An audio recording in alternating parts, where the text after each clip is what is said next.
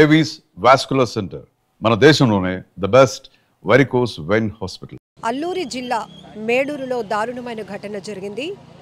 భార్యే భర్తపై గొడ్డలితో దాడి చేయడంతో ఆయన తీవ్రంగా గాయపడి గత కొన్ని రోజులుగా కేజీహెచ్లో చికిత్స పొందుతూ ఈరోజు కన్నుమూశారు. ఇప్పుడు వాళ్ళ పాప అంటే మృతుడి పాప మనతో పాటు ఉన్నారు. ఆమెతో మాట్లాడతాం. అసలు ఏం జరిగింది, వీళ్ళు కూడా పోలీసులకు కన్న తల్లిపైనే కంప్లైంట్ ఇచ్చున్నారు. ఎందుకు అసలు భార్యాభర్తల మధ్య ఆ స్థాయి తగాదా ఎందుకు వచ్చింది, ఏంటి కారణం అనేది కూడా తెలుసుకుందాం. పేరు తల్లి, మీ పేరు? నా పేరు కొర్ర బుజ్జి మేడం. మీ అమ్మ నాన్న పేరు? మా నాన్నగారి పేరు కొర్ర రాజారావు, మా అమ్మగారి పేరు కొర్రదేవి. ఏం జరిగింది ఆ రోజు?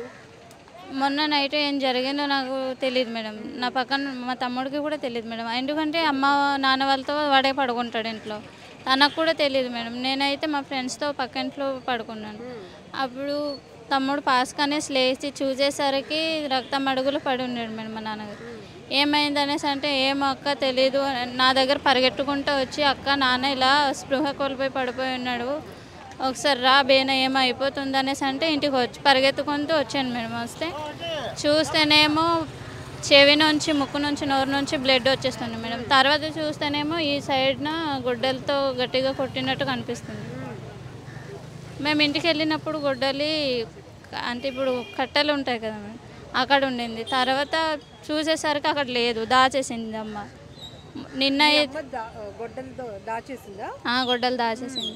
నిన్న అన్నవరం పోలీస్ వచ్చి అడిగితేనేమో అప్పుడు ఫోన్ చేసి అడిగితే వాష్రూమ్ దగ్గర ఉంది అనేసి చెప్తే అప్పుడు సార్ వాళ్ళు తీసుకున్నారు. ఇప్పుడు మీరు కంప్లైంట్ ఏమి ఇచ్చారు పోలీసులకు? కంప్లైంట్ ఫోన్ ఎక్కువగా మాట్లాడుతూ మా గురించి పట్టించుకోవట్లేదని రాశాను.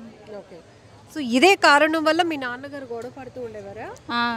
సో ఆ గొడవ పడడం వల్ల ఇంటికి ఉండకుండా ఫోన్ మాట్లాడుతూ బయట ఉంటుంది మేడం. అది ఏంట్లో ఉంటుందో తెలియదు మేడం. మేము కనిపించినప్పుడు చెప్తే మీకెందుకు అలాంటివి అనేసి మా మీద గొడవ పడుతూ ఉంటుంది మేడం. అంటే మీ కన్న తల్లేనమ్మా, సొంత తల్లేనా లేకపోతే? కన్న తల్లే. కన్న తల్లేనా? ఎంతమంది పిల్లలు మీరు? ముగ్గురు. నేను పెద్దదాన్ని. నా తర్వాత తమ్ముడు తర్వాత చెల్లి వంగసార స్కూల్ చింతపల్లి, వంగసార 6th క్లాస్ చదువుతుంది. మీరేం చదువుకున్నారు? 10th కంప్లీట్ అయిపోయి మానేశాను మేడం. అంటే ఇంట్లో అలా గొడవలు అవుతూ నాన్నకు వంట చేసి ఇవ్వట్లేదు అనేసి నేను మానేశాను. మీ అమ్మ బతికే ఉంది కదా, ముగ్గురు పిల్లలు, మీ నాన్న కష్టపడుతున్నాడు, ఏంటంటే ఎందుకు పని చేయదామే? తెలియదు మేడం. చెప్తేనేమో నేనేమైనా పని చేయడానికి వచ్చానా అనేసి అలా చెప్తుంది. మేము కూడా నాకైతే పోయిన నెలలోనే రికవర్ అవ్వాను. మీ అమ్మ వయసు తెలియదు మేడం. అంచనాకైతే ఒక 42 అలా ఉంటుంది అనుకుంటున్నాను. అంటే పెళ్ళైన దగ్గర నుంచి ఇష్టం లేదా? ఈ మధ్య నాకు ఇష్టం అంటే నాకు ఇష్టం లేకుండానే పెళ్లి చేశారు. నేను ఎందుకు ఉండాలి, నాకు ఇష్టం లేని పెళ్లి చేసినప్పుడు నేను ఎందుకు కలిసి బతకాలి అనేసి, చనిపోతే వాడైనా చనిపోవాలి లేకపోతే నేనైనా చనిపోవాలి అనేసి అలా గొడవ పడుతూ ఉండేవాళ్ళు. గొడవలు జరుగుతున్నాయి. తల్లి, ముగ్గురు పిల్లలు అంటున్నావు, నువ్వే పెద్ద కూతురు కాబట్టి మొదటి నుంచి నీకు గొడవలు తెలుస్తూనే ఉంటాయి. అదొక్కటే కారణమా?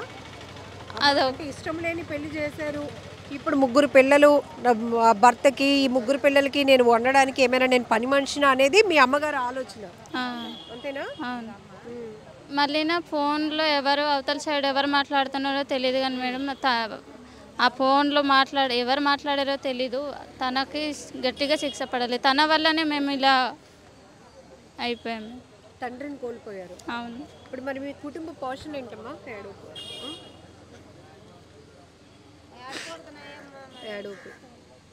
ఎదుగొచ్చిన పిల్లలు, ఈ తల్లి అలాంటి ప్రవర్తనతో ఉండి తండ్రి లేరు అంటే ఏడుకు. ఏం జరిగింది తల్లి?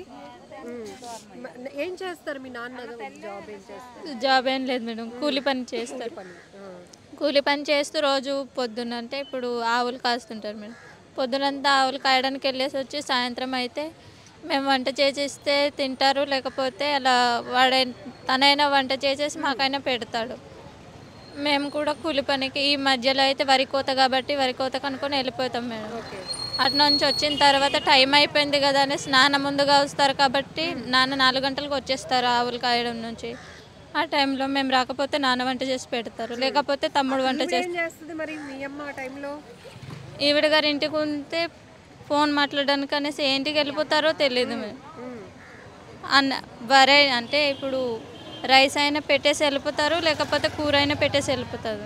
నీకు చదువుకోవడం అంటే ఇష్టమేనా? చదువుకోవడం అంటే ఇష్టమే మేడం, కానీ ఇప్పుడు ఈ పరిస్థితుల్లో అయితే చదువుకోలేను మేడం. ఎందుకంటే తమ్ముడికి చూసుకునేవారు లేరు, తమ్ముడికి చెల్లికి. ముందు మీ అమ్మ ఉన్నప్పుడు కూడా నీకు చదువుకోవడం అంటే ఇష్టమే, కానీ అమ్మా నాన్న గొడవలు ఆడుకుంటూ ఉండడం వల్ల నీకు చదువు మానేయాల్సిన పరిస్థితి వచ్చింది. అవును మేడం. ఇప్పుడు పోలీసుల్ని ఏం న్యాయం కోరుతావు? ఒక కూతురుగా, తండ్రిని కోల్పోయిన కూతురుగా ఏమి అడుగుతున్నావు పోలీసుల్ని? పోలీసు వారికి నేను తెలియజేయండి ఏమనగంటే, మా అమ్మ ఇప్పుడు ఎలాగో ఉన్న తండ్రిని పోగొట్టింది కాబట్టి తను కొన్ని రోజులు శిక్ష అనుభవించిన తర్వాత అప్పటికి మారితే మేము తనతో ఉంటాము, మారకపోతే ఇంకా మేము తనతో ఉండదలుచుకోలేము. కానీ అవతల సైడ్ ఎవరైతే ఫోన్ ఎక్కువగా అంటే మా అమ్మతో మాట్లాడుతున్నారో వాళ్ళకి మాత్రమే శిక్ష పడాలి.